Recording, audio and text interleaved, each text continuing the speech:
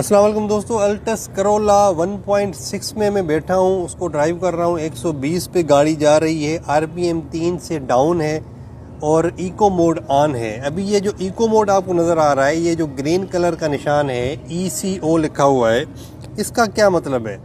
ये Altis variant में ये जो इको है, ये सिर्फ हमें शो करता है कि भाई आपकी गाड़ी इकोनॉमी मोड पे चल रही है।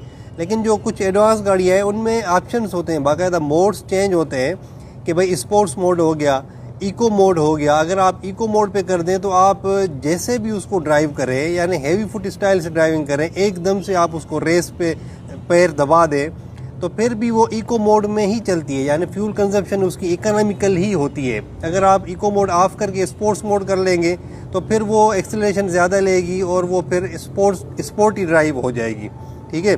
तो उसमें फिर फ्यूल कंजप्शन थोड़ी सी ज़्यादा होती है। इसमें आप वो वाला सीन नहीं कर सकते कि भाई आप इको मोड पे आ गए तो आपकी गाड़ी आप उसको कैसे भी चलाएं, आपकी गाड़ी इको मोड पे ही चले, ऐसे नहीं होगा। ये सिर्फ आपको जस्ट इंडिकेशन देती है गाड़ी इको कि भाई अभी आपकी गाड़ी इस वक्त करंट पोजीशन इकोनॉमिकल मोड पे चल रही है। अगर आप उसको रेस दबाएंगे, एकदम से झटके से अगर उसको रेस देंगे तो फिर वो इको मोड जो है वो ख़त्म हो जाएगा, ठीक है। अभी ये देखें, जिस तरह ये अभी इको मोड ख़त्म हो गया, रेस दबाइए और अभी जब दोबारा आरपीएम अपने पोजीशन में आएगा, यानी नॉर्मल पोजीशन में आएगा, तो फिर इको मोड ऑन हो जाएगा।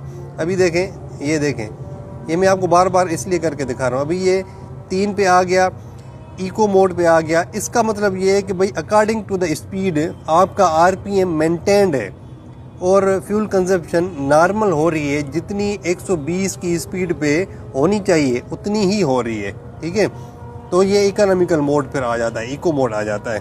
इसमें अगर आपने इको मोड ऑफ किया हुआ है तो फिर ये ECO का साइन नहीं आएगा, ठीक है।